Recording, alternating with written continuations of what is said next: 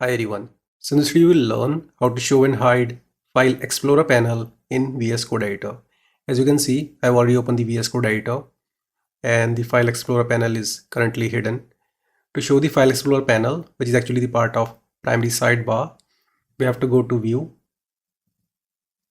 and here you will find Explorer. So there is a shortcut also, ctrl+shift+e. You can use that shortcut to show the File Explorer panel, or you can click here. You can see that's the panel. So depending upon your layout settings, it could be on the right hand side or it could be on the left hand side. In my case, it is on the right hand side. Now to hide it, we have to hide this primary sidebar.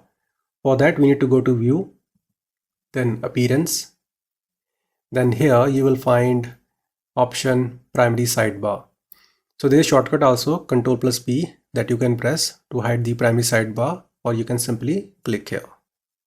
So I hope you understood how to show and hide File Explorer panel in VS Code Editor. See you in the next video. Have a nice day.